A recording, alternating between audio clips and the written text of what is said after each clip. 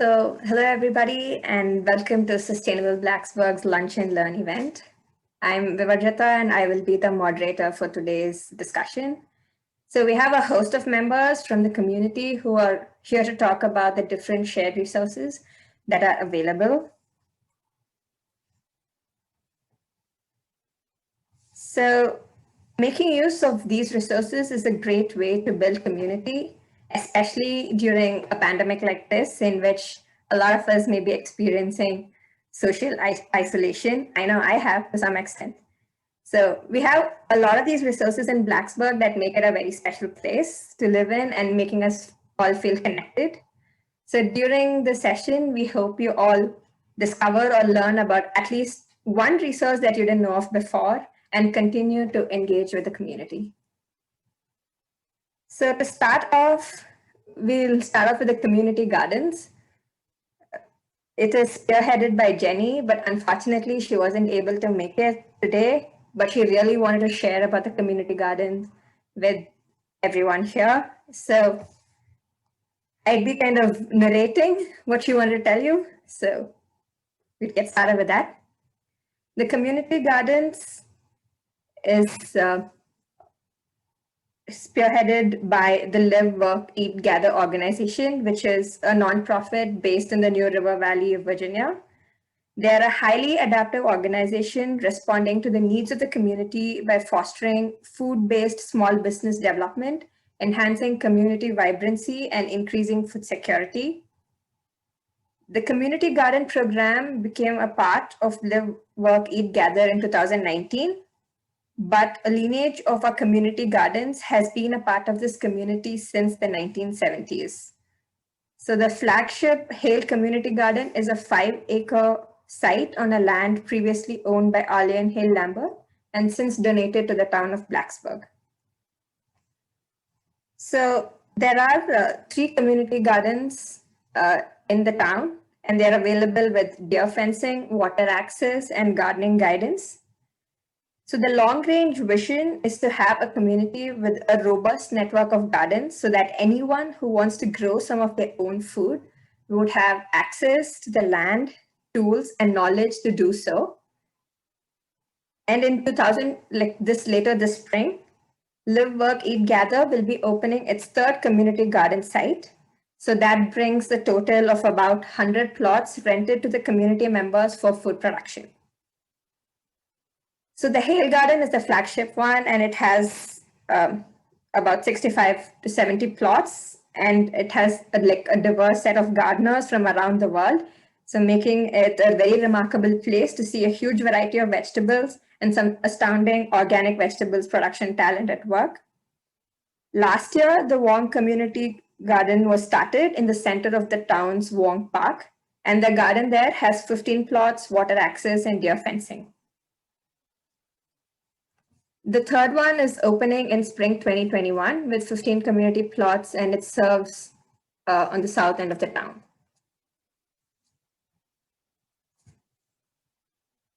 So along with providing space for gardening, the community gardens is also a space for gardening classes, has a host of volunteer opportunities, and potluck suppers once it's safer to do so. And for more information, you can visit this website, blacksburgcommunitygardens.com, or else email them. So currently they are full for the upcoming spring for the year, but they have a wait list open. The rental is $30 per year, and you can find all that information in the blacksburgcommunitygardens.com. And also, so we all know that current consumption patterns are unsustainable, but they don't always have to be so because there are alternate means to it. So there are ways to make it sustainable, and we'll start off with the gift economy. So I'm very pleased to welcome Darla Bray to talk about the local gift economy.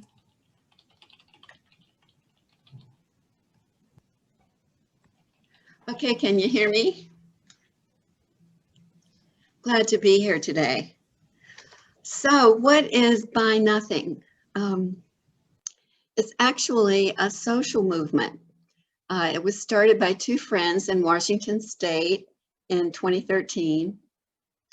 They were Liesl Clark and Rebecca Rockefeller. And they established this movement on Facebook because it was the most effective and popular social media platform at the time. So you can find Facebook groups for Buy Nothing by searching by your location, or you can go to the buynothingproject.org website and use their group locator. So who can join? It's based on geography. It's neighbors who live within a certain boundary forms a group, and anyone who's 21 years old or older can join. So what kind of things can be given? Anything legal can be given, except for certain forbidden items like alcohol, firearms, tobacco, prescription meds, anything illegal also. We have had so many different kinds of gifts given on our group. I mean, baked goods, tools, aquariums, hermit crabs, hiking tips, pet food, cat trees, furniture, sofas, tables, desks, chairs, fabric and yarn, broken things, mother baby supplies, just anything that people might need in a material sense, things that they might otherwise need to go out and buy in the marketplace can be found within our group. And the concept is different from other free groups. The real difference is that the gift economy's real wealth is with the people and the web of connections that forms to support them. So in addition to offering and asking for what is needed, neighbors express gratitude for the items they receive, and it's not unusual to see testimonials posted about what the group has meant to them in terms of community. This is particularly true during this pandemic. People have gotten more and more involved in the group and share all kinds of things from their lives. Gifts of self are encouraged, which are made more difficult by COVID-19, but it's still possible. We recently had a neighbor who needed support because her sister was gravely ill, and she asked for prayers of support, and they were given. So we're looking forward to the end of the pandemic so that neighbors can meet in person and exchange their gifts and get to know each other and visit a little bit. There's really less focus on the material things, less focus on the stuff in our group. It is not a first come, first serve group like many other groups. The neighbors are encouraged to share why they're given a certain item, as well as why they need an item. We want people to use complete sentences and express themselves with the same words and phrases when they talk to a neighbor, for example. Members may word their requests any way they want to.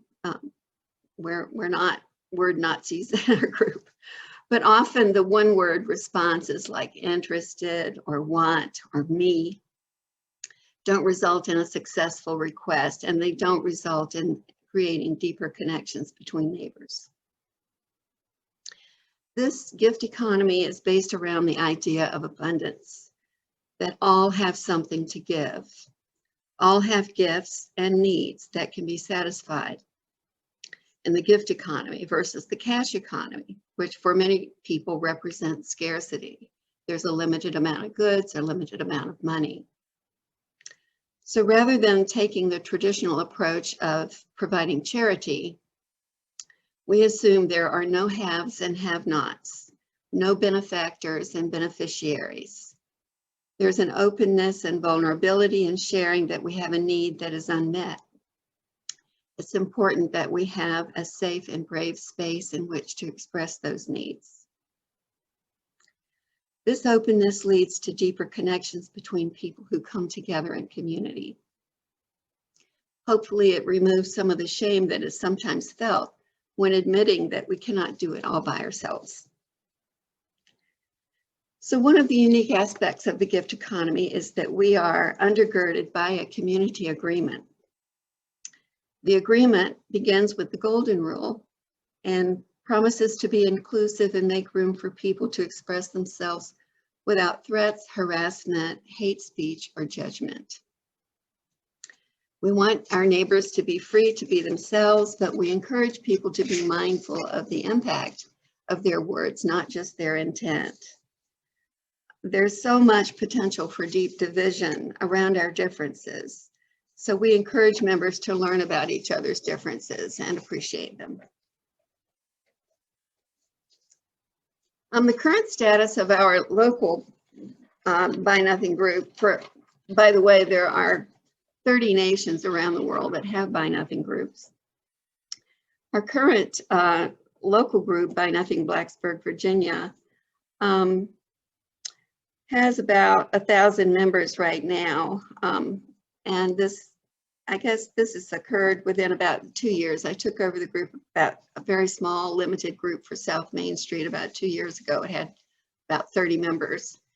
And it has grown to over 1,000 in 2 years. So we find that the neighborliness, the abilities to really get to know each other, to really focus on the connections, is getting lost with a larger group. So we just decided that it needs to be divided. So we closed membership for the current group, and we've worked on creating 2 new groups, one for the east side of Blacksburg and one for the west side. And effective March 1st, which is this coming Monday, these 2 new groups will be available for people to join. So we're really excited about that, because we do have people that have come to us that have wanted to join. And actually there have been hundreds who have not been able to because of our size. They're all based on hyper-locality. It means that neighbors live close enough to each other that they can actually get to know each other. You might run into a Buy Nothing member in the grocery store or at the post office. You can always find more information at the BuyNothingProject.org website. There's a complete record of our community agreements, our principles, and our rules that we use. There are about 10 rules that we use that members learn in terms of how to post and comment and so forth, that keeps us on our path of the gift economy. So, are there any questions? Thank you, Dala. That was a really nice introduction to the Buy Nothing project and how the Blacksburg Facebook group operates. So we have Brenda back, so we'll go back to community-supported agriculture.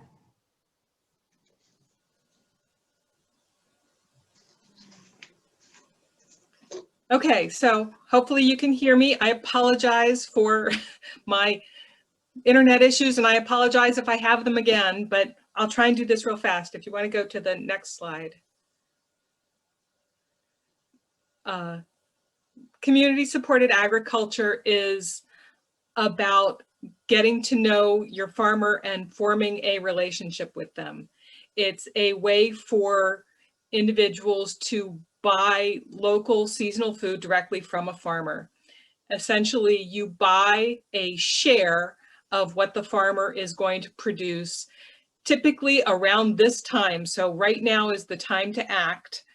And you purchase a share that will typically last for the whole season.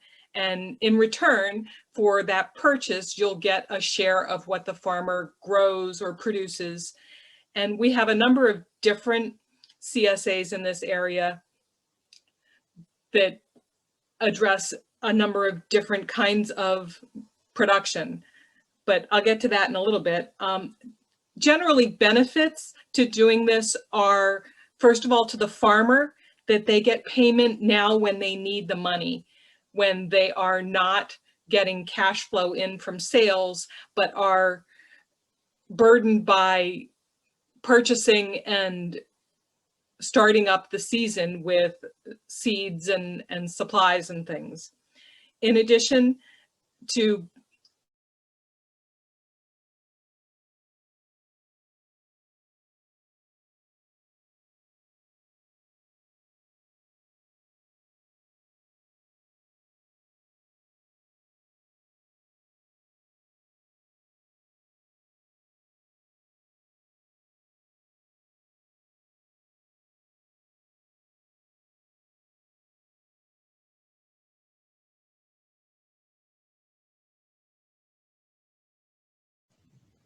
Did we lose Brenda again? Okay. Well, guess we should skip ahead again. So, so folks, just to let folks know what's going on, we had a misunderstanding of some of the Zoom security features early on, and we have mistakenly, apparently permanently banned 3 of our presenters for today. We're trying to work on a solution. If anyone knows of a way to unblock someone, I can't figure it out on my end, but we may end up inviting those folks back another day to speak. This is just, you know, we all live in Zoom land, and I hope you're good sports about this. It wasn't our intention to do that. But I think we have a few more presenters who are physically here and not banned that can present, and we might have a second lunch and learn at some point. Who is left? It might be me. Oh, Little Free Library. Yeah. So oh, thanks, Celeste. Monina yeah. So the other thing is about books. There are a lot of free books available in the community for us to give and share. Monina from the Blacksburg Library could not be here to present it, so she just wanted me to talk about the little free library. So there is also like a free book section at the YMCA thrift store, and you may end up finding your favorite classic right there, because I have found some of the Jane Austen books I was looking for over there. Another one is the Little Free Library. It's a nonprofit organization that promotes neighborhood book exchanges, and it's usually in the form of a public bookcase. So there are quite a lot around Blacksburg. This is one of the older maps, which shows only about 7, I guess, but there are a lot more. So if you just walk around town, you may just stumble upon one or the other, like every 1-2 miles or so. So these are some of the newest little free libraries around town. There's one at the farmer's market. Then there's a shelf of books at the rec center. Then there's one at the Nelly's Cave Park and in Han Garden. So feel free to have a look around, find your next favorite book, drop off some books, and share with neighbors. So next we have Anne Reardon to talk about the New River Creative Reuse Center. Great, thanks, Viverjita. So I'm the manager of the New River Creative Reuse Center.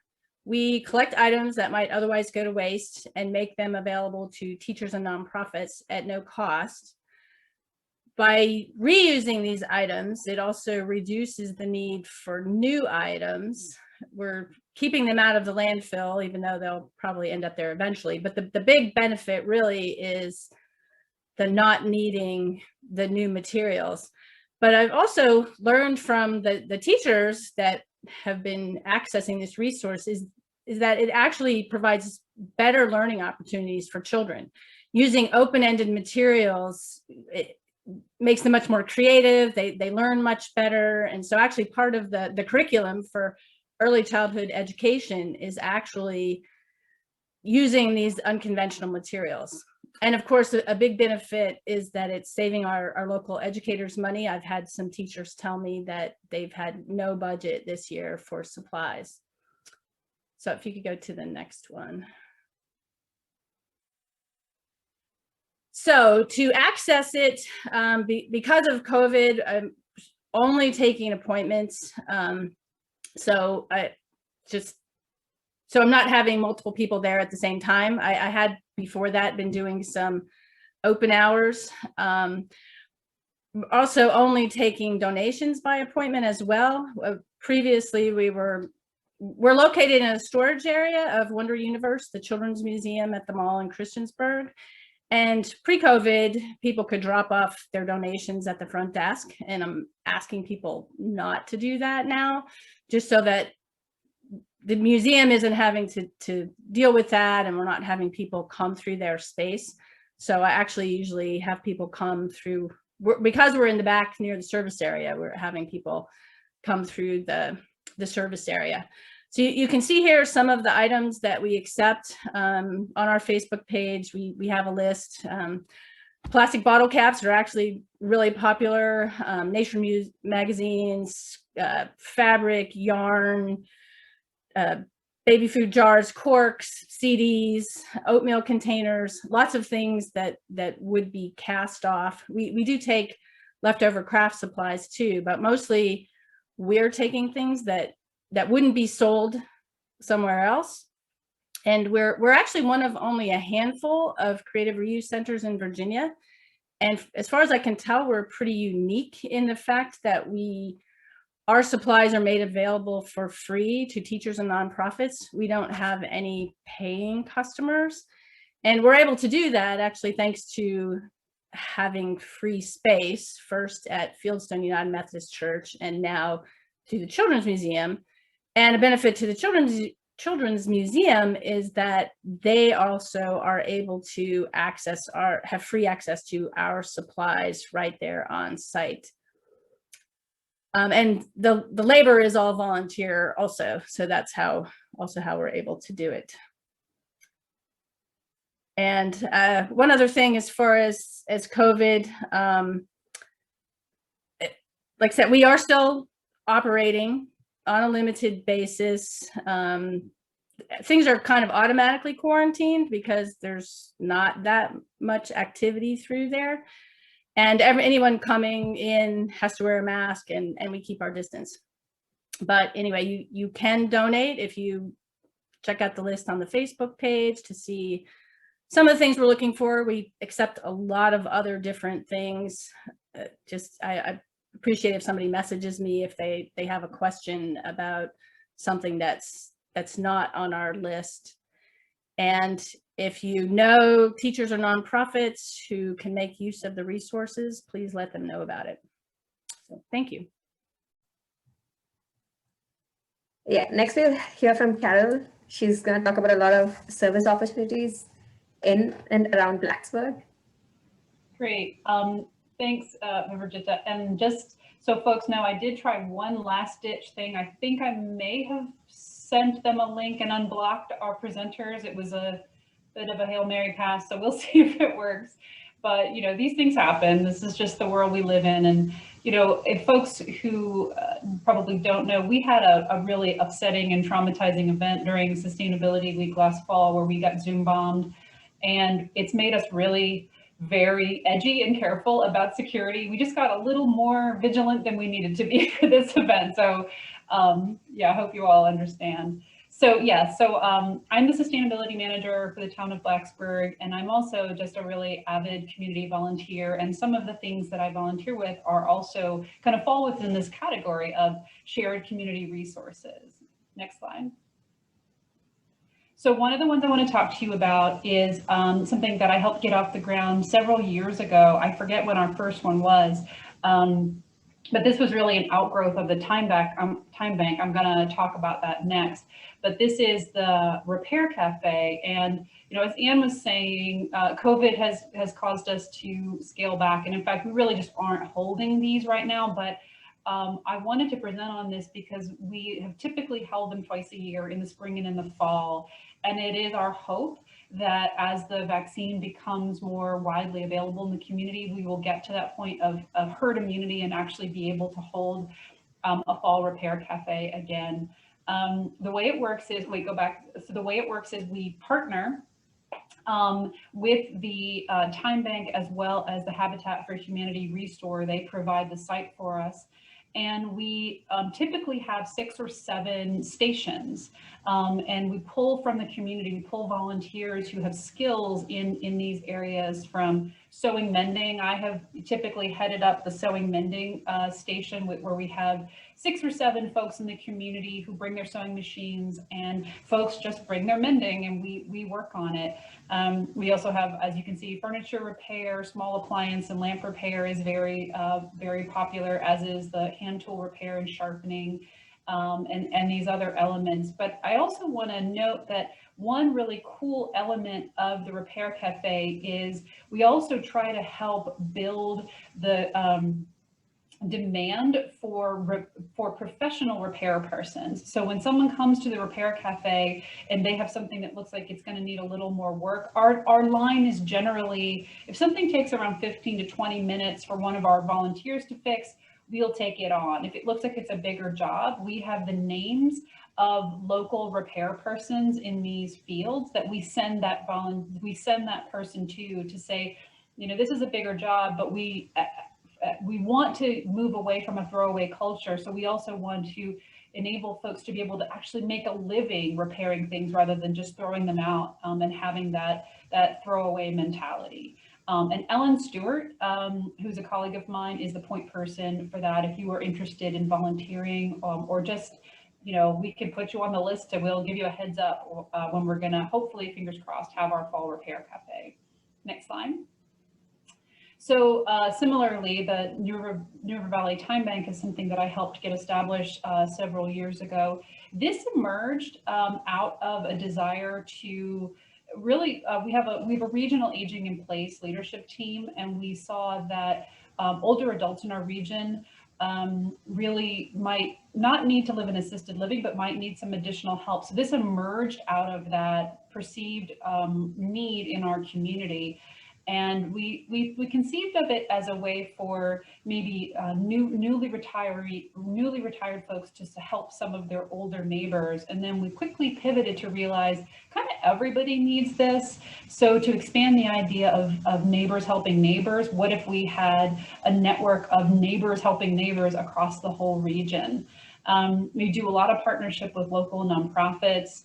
And, you know, a lot of very cool things have emerged from the TimeBank. I've personally gotten a lot of things done. And just to give you a quick and dirty, the TimeBank is, you know, if you help somebody with something, you earn a time credit and you have an account online with the New River Valley TimeBank, and you can spend that time credit with anyone else. No money is ever exchanged between folks. It's just folks helping each other. But unlike a direct barter, where you're saying, I'll give you this if you give me that, you're just spending and getting credited different time hourly time credits. And I'm going to actually stop my video for a second because I want to show you this picture of me. Yeah, so this is a picture of me, and this is one of the I'm showing this because it's relevant to the TimeBank. I really like this picture of me, right? Somebody took this picture of me at an event several years ago, but there was a woman's immediately behind my head. It was like a halo of butt. And I was like, I love this picture of me. I like the way I'm smiling. The light is good, but I don't want this person's behind in there. And so one of the things I got out of the TimeBank was actually somebody with good Photoshop experience took the butt out, I think pretty successfully. And so now I have this as my picture. So I'll go back to sharing screen. Oh wait, I don't get to share screen. Do I? Where's the presentation? I think when I stopped my video, it went away. I didn't share screen, Viverjita. You might need to reshare the presentation. Yeah, I'm going to reshare. I thought you wanted to show a photo, so that's why I stopped sharing. Oh, gotcha, yeah. Do you want to show the photo? The lack of butt. That's all I wanted to show. Okay. Let's see.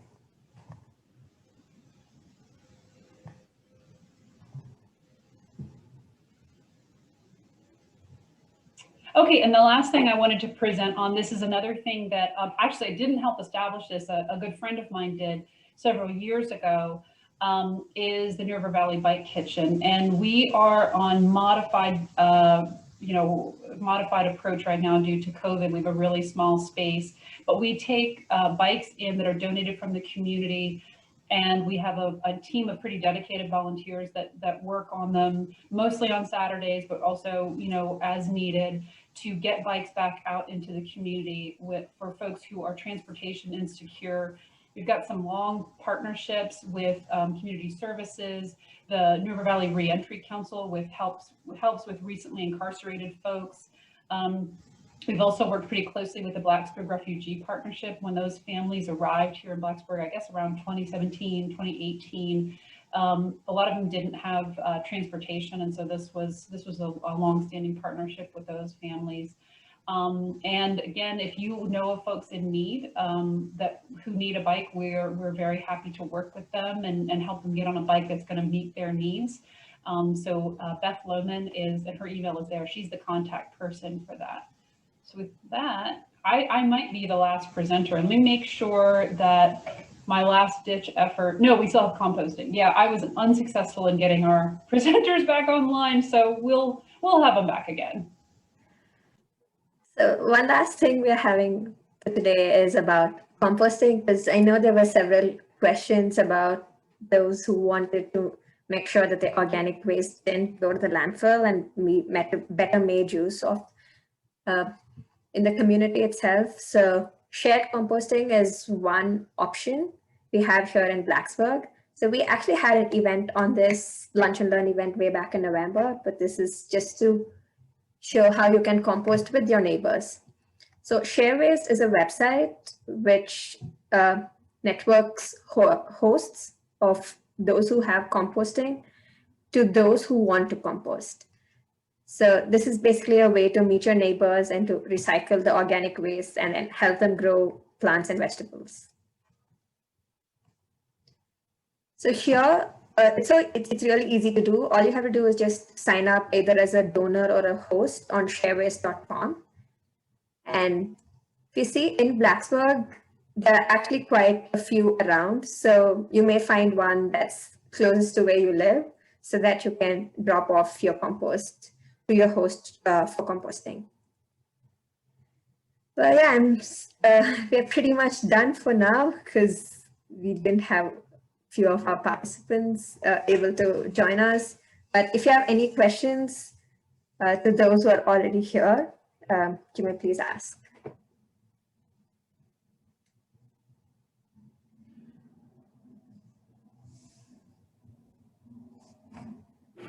So, I was just going to add a couple of things. Our next Lunch and Learn is going to be on sustainability service opportunities, and some of those things are things we covered. So I'm thinking maybe the people that weren't able to present today maybe can come back for that one next month. And a couple of other things just about the ShareWaste. I've been a donor for a while now, and I've had, I think I have not a donor. I've been a host, and I think I have 5 donors dropping off to me, not all regular donors. One of them just brought me some leaves, which I really needed actually. So it's a great program. And I know I've seen a lot of comments from people about wanting to compost or whether somebody would take their compost, and lots of people have been willing to do it. So we encourage people to sign up for that, either as a host or a donor. And I also wanted to put in a plug for the Buy Nothing, because I absolutely love it. And I have been amazed at the things that have found a home. And often there are things you wouldn't think to donate, but there are people out there who want them. And so I'm a huge fan of it. And it's also, there's a group spun off in Christiansburg, Darla, that I think has like 300 people or something now. So it's yeah, we actually helped get that one started.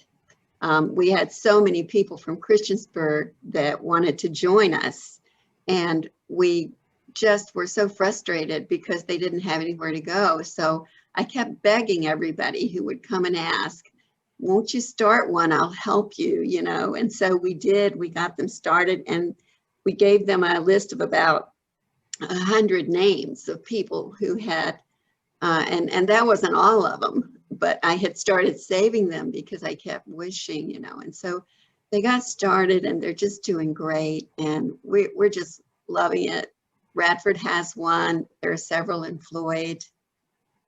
So we're just really happy about that. Darla, I have a question for you about the east versus west Blacksburg. Is it like west of bypass, east of bypass? Is that the breakdown?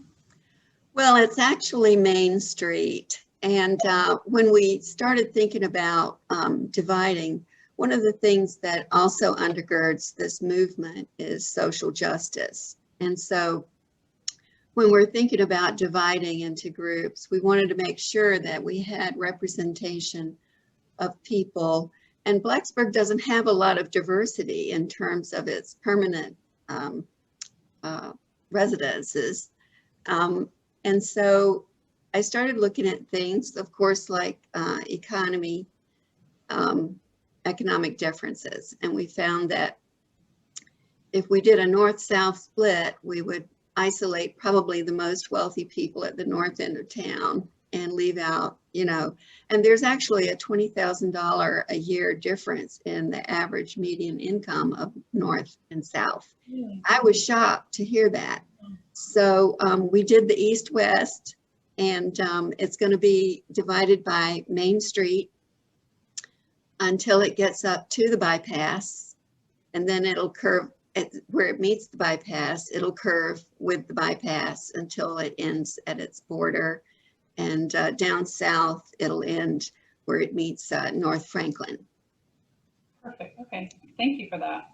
Sure. I can't say enough about Buy Nothing Blacksburg. I'm my friends who do not belong to it, who either just don't or they live elsewhere, I think they're sick of hearing me talk about it. It's so much fun. And I've made some very nice friends. And it's a pandemic, but it doesn't mean that we can't, I tell them people, please knock when you pick up your gift. I come outside and we chat, and I've really made some friends through Buy Nothing Blacksburg. And I counted up this morning, I've already given away over 100 items on Buy Nothing Blacksburg. But everybody is just so nice. And when you read through the comments, there's such a nice mix of gratitude, but also sometimes they'll get very funny.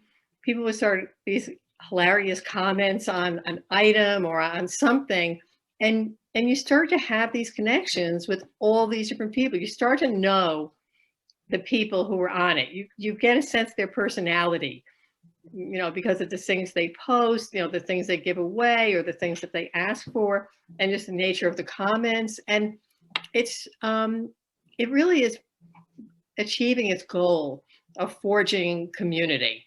That I've just gotten to connect with all these people who I never would have met otherwise. So I commend Darla, who is just a saint for the tremendous amount of work that she puts into this thing that benefits so many people.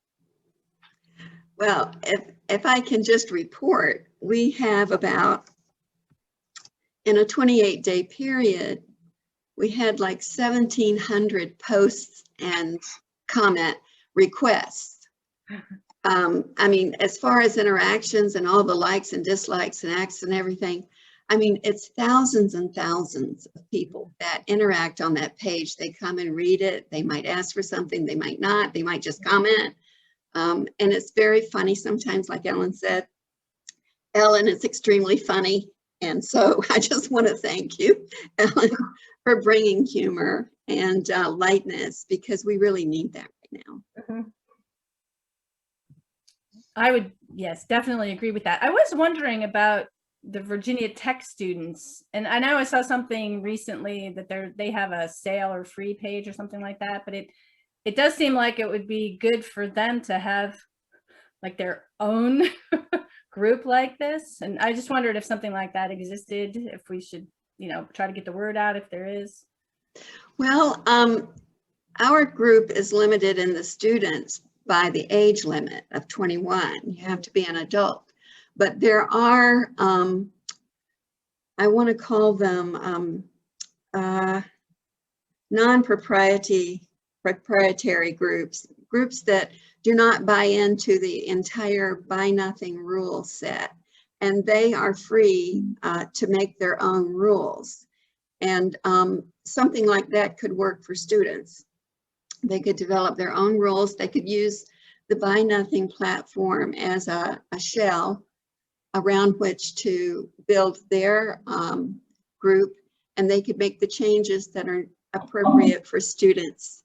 And we do have some students, we have some graduate students, but we have turned away a lot of students that were under the age of 21 just because it's a participate at your own risk group. And so we expect people to be adults and to be totally responsible for themselves. Right. Okay. I didn't realize I'm so far past 21 that I didn't remember that was something when I signed up. But one of the issues that the Sustainable Blacksburg has been trying to tackle is just all of the waste that's during student move out. And, you know, we promote, I'm sure one of the things we'll talk about next time is the Y-Toss and the collection on campus. But we've also been trying to look at, you know, how do we prevent so much waste in the apartment complexes, you know, during student move out. And so I've wondered about, you know, something similar where, you know, students could say, hey, you know, I'm getting rid of these things. And, you know, if somebody wants to come pick them up or something like that. Sure. We actually do have a curbside provision. We don't encourage anonymous giving, you know, but there are situations where people have to get rid of something. They've moved out. They want to tell somebody, hey, I had to put this, you know, this sofa out on the curb, please come get it, you know. So most of the giving is personal, but occasionally there's a need to do something like that. So I could see how it could really be a real benefit to the students.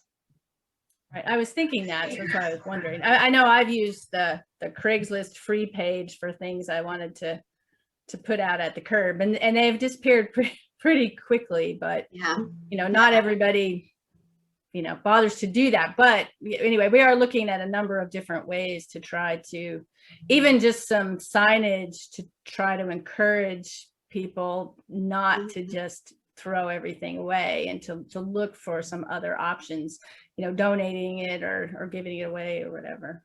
yeah. I love that repair cafe idea. You know, we promote giving broken things on our page because there are people with skills who can fix them and use them. And so we have a little hashtag broken and beautiful, and we hope that people will do more of that because a lot of times it goes into the landfill. Right. We're also looking for, Carol, you mentioned that there was a list. We've been looking for a list of people who will repair things because we want to post that on our website. We have a lot of resources on the Sustainable Blacksburg website for like the Buy Nothing page and thrift stores and that kind of thing, and some the repair cafe, but we'd also like to have the list of people who will do those things so that we can send people to those resources. Yeah, that's a good idea that we should probably compile it and keep it updated every year or so. I know there was, you know, like one guy in Floyd that was doing sewing machine repair, and he was quite elderly. So I don't know if he's even still around anymore. Like those kind of things are really, we're losing the folks who know how to do that kind of work. So yeah, that's a good idea. Maybe we could put a post on the Sustainable Blacksburg Facebook page and ask for folks who would recommend general, you know, repair persons and give them some categories. Because I'm not sure if Rose Taylor is around anymore. Did they move out of they were over near Christiansburg near the old Applebee's? Does anyone know? If they moved, they're very close by. They're kind of behind where they were before. Oh, that's good to know, because I think at the last repair cafe, we thought that they had gone away because it was closed down, and they're behind. There's a tiny little strip mall that's behind behind the car wash that they just knocked down. Okay, gotcha. Yeah. Yeah. I actually did try to post and ask for input on our page, and I didn't get any, but I'm thinking now of maybe putting it on the Everything Blacksburg page, and so people can. Or sounds like the Buy Nothing community could be really helpful in this regard if we say we're trying to build you know, an understanding of what resources are out there for repair, that would be helpful. Well, one of the things that we've explored recently is getting someone to create a community resources page. Mhm. And there certainly could be a section for, you know, repair places where people can't find someone to do it for free. The first thing we do is ask for someone if they can fix something. You know, that would be, you know, a gift of self. But if we can't satisfy that ask within our community, it would be nice for people to be able to have a page they can go to find things. As we've been talking, you know, I see areas where there's just, you know, little bits of overlap around the edges of some of our activities. And I'd like to look at that more and see how we could support each other in that way. Yeah, I see an overlap there with the time bank, you know, that gift of self, gift of skill, Sure. could be really a nice overlap. Yep.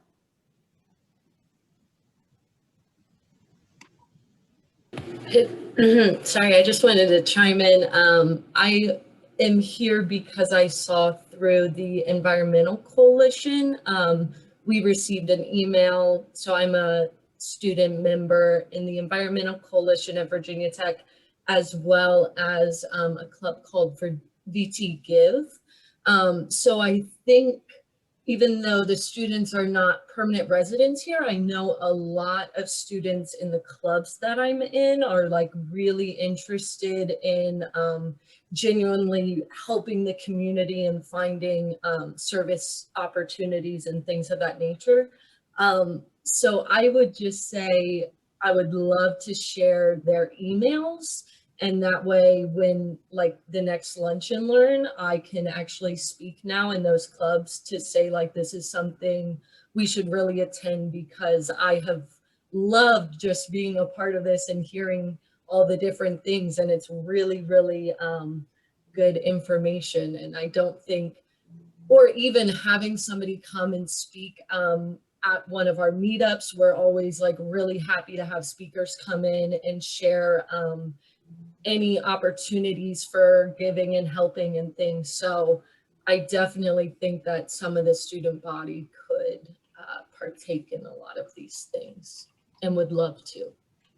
That's great, Emily. You know, one of the things we were hoping for, even with some of the things that aren't active now, is that we're really hoping that students will see these kinds of efforts and take them with them too, to new places, you know, when they leave here. So we appreciate that.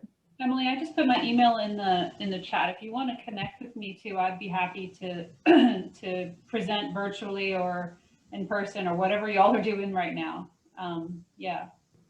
That would be, yeah, everything is virtual now, but that kind of makes it actually easier sometimes to set things up. But I will definitely share all of this with them, because I know a lot of them would be really excited to hear it. So, yeah, and definitely invite them to next month's Lunch and Learn on the 24th, because the topic will be those sustainability service opportunities. And of course, we'll have our speakers back that we banned, because there is a lot of overlap there.